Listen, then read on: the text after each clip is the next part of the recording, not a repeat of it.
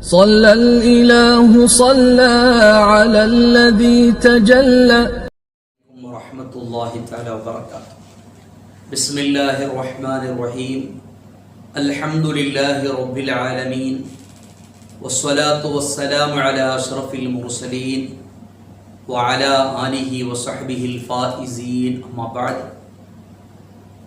شافعی مسلک میں نماز تسبیح، صلاۃ التسبیح کیسی ہیں، کس طریقے سے ادا کرنی ہے، اس کے بارے میں مختصر طور پر بیان کرنا چاہتا ہوں۔ اللہ سبحانہ تعالیٰ میں مزید علم حاصل کرنے کی توفیق عطا فرما دے۔ صلاۃ تسبیح جو ہے وہ 4 رکعت والی سنت نماز ہے۔ ایک ہی سلام سے ادا بھی کر سکتے، دن میں اگر نماز پڑھتے ہیں ایک ہی سلام کے ساتھ، جیسے ظہر کی نماز ادا کرتے ہیں ایسے 4 رکعت نماز پڑھے، چوتھے رکعت میں سلام پھیرے۔ اگر رات میں پڑھتے ہیں تو رات کی نماز ہوتے وقت 2 رکعت کر کے پڑھے، 2 رکعت کے بعد سلام پھیرے، پھر 2 رکعت کے بعد سلام پھیرے، کیونکہ حضور صلی اللہ علیہ وسلم کا فرمان ہے صلاۃ اللیل مثنی مثنی، رات میں پڑھنے والی نماز 2 ہو کے پڑھنا ہے، حضور صلی اللہ علیہ وسلم کا فرمان ہے۔ اس کی کئی فضیلت کئی حدیثوں میں وارد ہو چکا ہے، کئی فضیلت ہے۔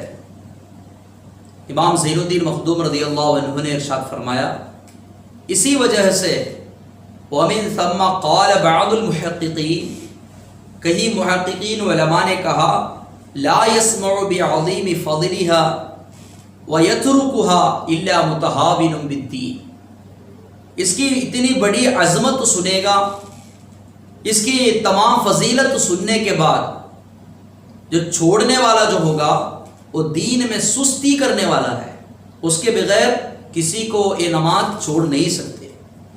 اس لیے یہ نماز کو حتی الامکان پڑھنے کی کوشش کریں۔ آنے والے رمضان کے طاق راتوں میں لیلۃ القدر کی گنجائش رکھنے والی راتوں ہیں، اس میں پڑھنے کی کوشش کریں۔ پڑھنا کیسا ہے، اس کی تو نیت باقی مطلق سنت کی طرح ہے۔ میں صلاۃ التسبیح 4 رکعت ہو کر اللہ سبحانہ و تعالیٰ کے لیے میں ادا کر رہا ہوں، یہ نیت سے نماز پڑھے۔ اگر 2 رکعت پڑھتے تو 2 رکعت کی نیت الگ سے کریں۔ پہلے ہاتھ باندھنے، تکبیرۃ الاحرام پڑھنے کے بعد وجہت جو پڑھنے کا ہمیشہ کی طرح ہے اس میں بھی پڑھے۔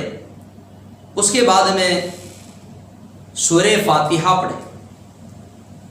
سورہ فاتحہ پڑھ کر پہلی رکعت میں سورۃ التکاثر پڑھے، الہاکم التکاثر،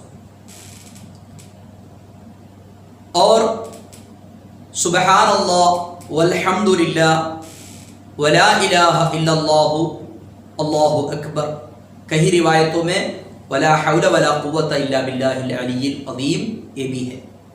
اگر واللہ اکبر تک بھی پڑھے تو کافی ہے، اگر ہو سکے یہ پڑھے 15 مرتبہ پڑھے، قرات کے بعد 15 پڑھے۔ اس کے بعد میں رکوع کرے، رکوع میں 10 پڑھے، اعتدال میں وہاں 10 پڑھے، سجود میں 2 سجدے میں 10 پڑھے، اور 2 سجدے کے بیچ کے بیٹھک میں بھی 10 پڑھے، اور جلسۃ استراحت میں یعنی پہلی رکعت سے دوسری رکعت کے لیے اٹھتے وقت ایک استراحت کا بیٹھک شافعی مسلک میں سنت ہے، اس میں بھی 10 پڑھے، تو ٹوٹل 75 ہوگا۔ یہ 75 پڑھنے کے بعد ایسا دوسری رکعت کے لیے آئے تو وہاں سورہ فاتحہ پڑھے اور سورۃ والعصر پڑھے، اس کے بعد میں سیم پڑھے، ادھر بھی 75 ہوا۔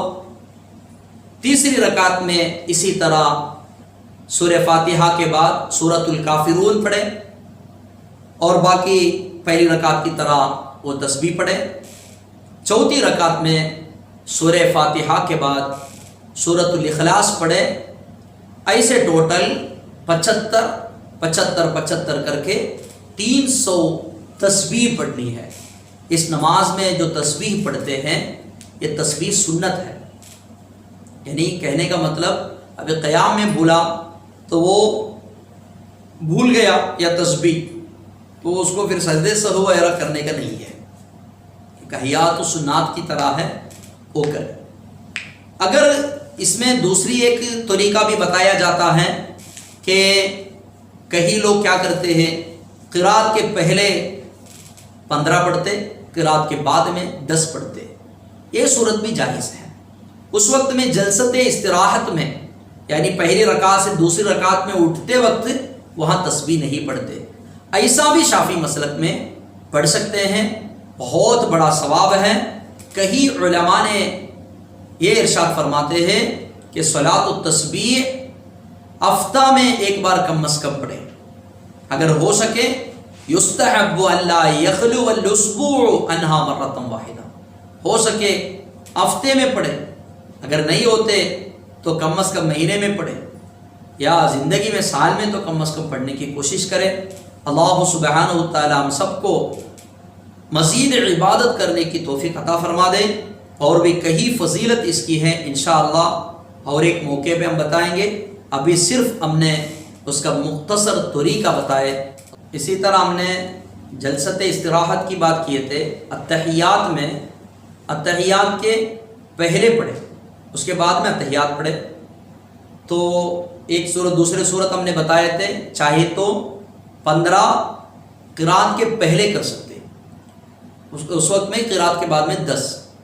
اگر ایسا کرتے ہیں تو استراحت میں نہیں رہے گا، تشہد میں بھی نہیں رہے گا، کیونکہ 75 ویسے ہی پورا ہو رہا ہے.